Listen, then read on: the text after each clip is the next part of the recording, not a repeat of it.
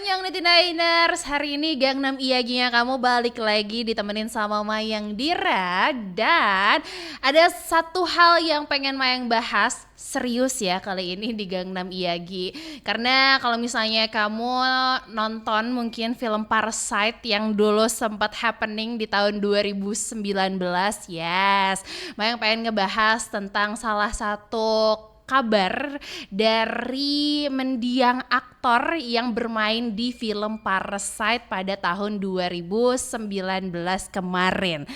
Dan semoga kamu masih ingat ya sama potongan-potongan film Parasite-nya atau mungkin sama aktor yang satu ini.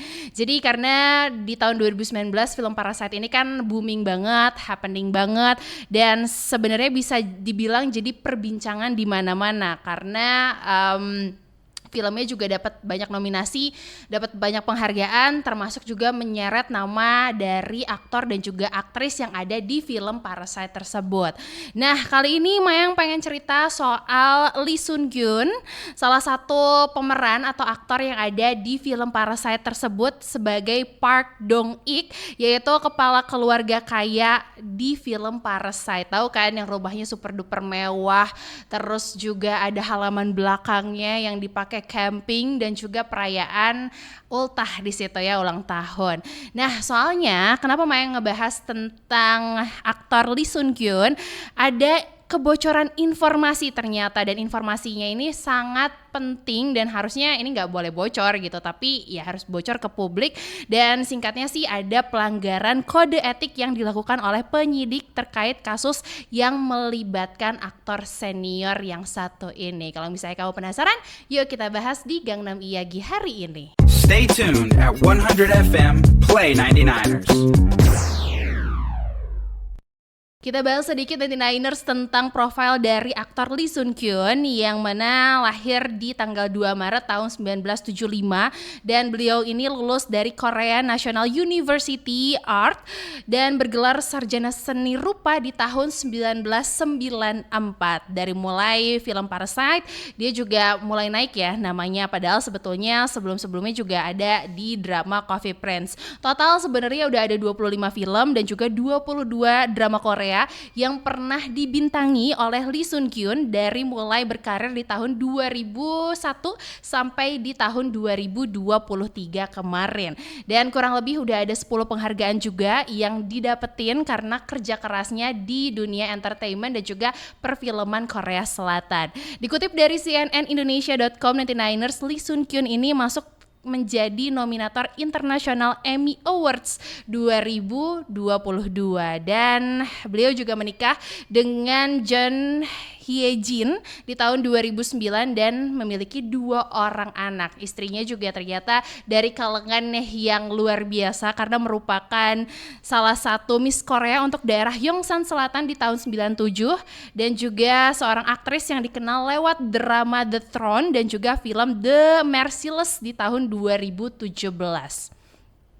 Oke, kita berangkat ke kronologi dari penemuan kasus Lee Sun Kyun. Ini sebetulnya terjadi di tahun 2023. Dan ini dikutip dari cnnindonesia.com, 99ers, di jam 10:12 pagi waktu setempat, polisi mendapatkan telepon dari John Hye Jin, yaitu istrinya, kalau misalnya Lee Sun Kyun itu meninggalkan rumah dan meninggalkan surat. Jadi sebenarnya udah pergi dari rumahnya dari malamnya gitu, izin untuk keluar, mungkin ada aktivitas dan lain sebagainya, dan meninggalkan surat kayak memo mungkin ya gitu untuk istrinya. Nah, diduga gitu banyak banget netizen dan juga mungkin orang di luar sana yang mengira surat yang ditinggalkan itu adalah berupa surat wasiat gitu, dan itu nggak dipublikasikan kemanapun atau bersifat rahasia. Jadi media pun nggak ada yang tahu hanya istrinya dan juga pihak penyelidik dari kepolisian begitu.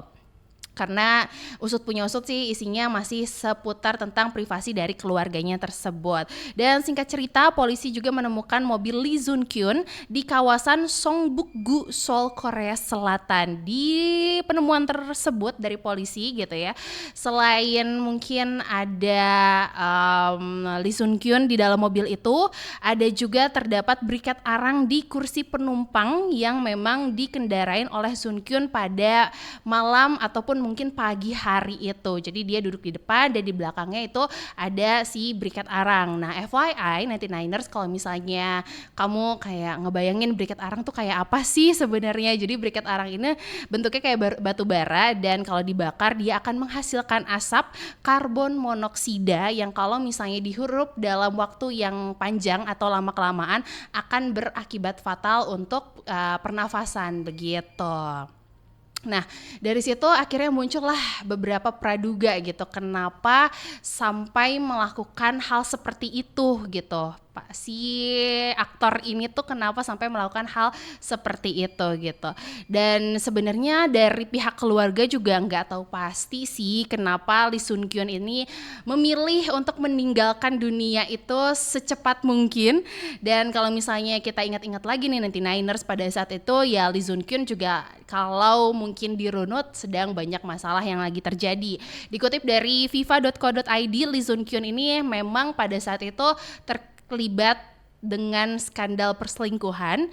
Terus juga nggak cuman itu, dia juga ternyata meminjam 350 juta won atau sekitar 41 miliar rupiah kepada asistennya tanpa sepengetahuan dari istrinya. Tapi ini belum diketahui secara detail ya gitu, apakah uang tersebut sudah dikembalikan atau bersifat masih mengutang gitu, dan lain sebagainya. Belum ada sumber yang menyebutkan secara detail.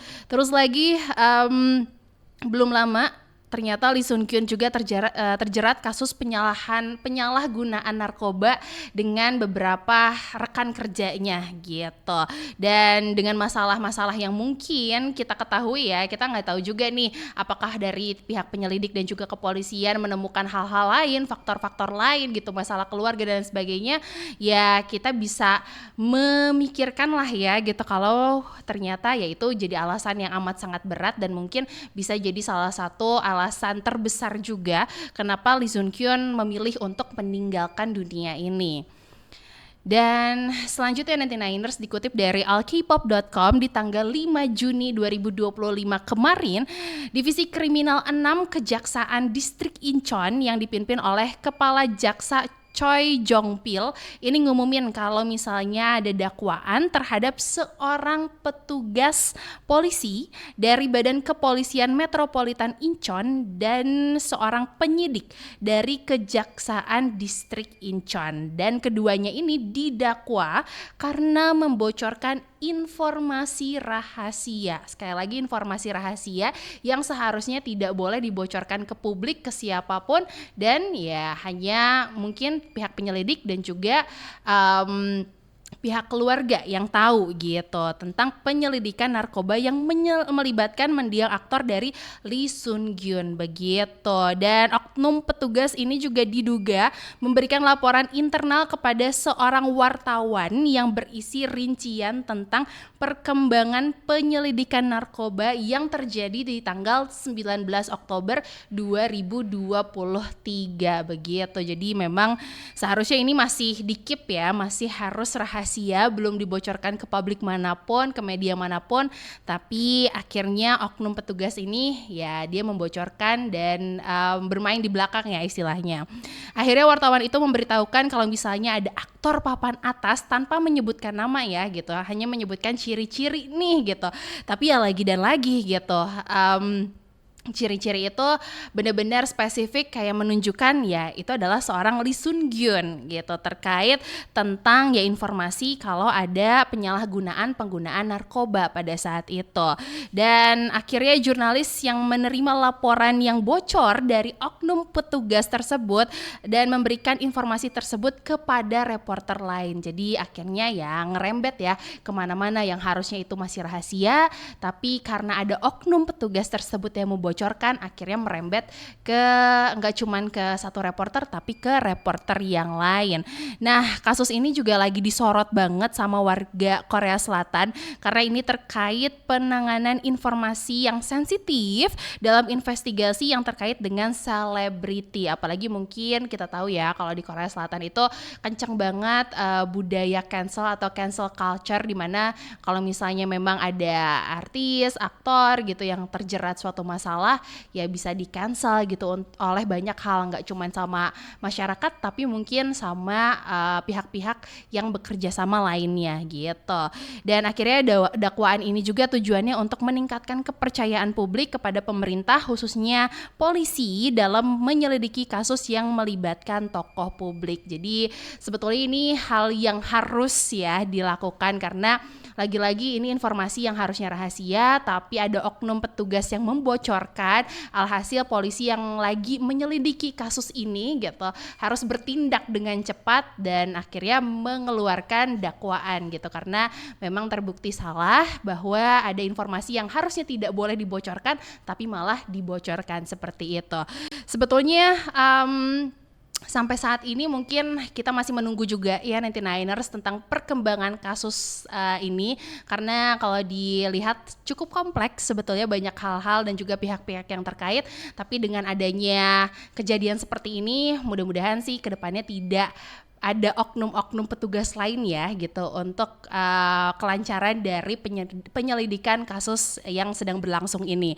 Dan kasus ini juga jadi perhatian publik Korea Selatan yang mempertanyakan nih kadang kredibilitas dan juga profesionalitas dari tim penyidik. Makanya mungkin ya ada dakwaan ini juga salah satu cara untuk mengembalikan kepercayaan dan ya menunjukkan kalau misalnya tim penyelidik juga masih dalam profesionalisme begitu. Dan bisa jadi ya kalau misalnya ada kebocoran kayak gini kan dan juga udah termasuk, maksudnya udah terlanjur cancel culture, jadinya kita tidak tahu juga nih gitu kan, cancel culture-nya udah berjalan padahal sebetulnya bisa jadi hal yang terjadi gitu tidak seburuk yang diedarkan informasinya, atau bisa jadi ya public figure tersebut yang terjerat kasus tidak salah begitu, jadi kan nanti merugikan banyak pihak juga begitu. Tapi menurut kamu 99ers ada pendapat lain atau ada komentar lain mungkin tentang kasus yang satu ini? Boleh dikasih tahu aja selama main di kolom komentar dan nanti kita bahas bareng-bareng. Sampai ketemu di Gangnam Iyagi selanjutnya.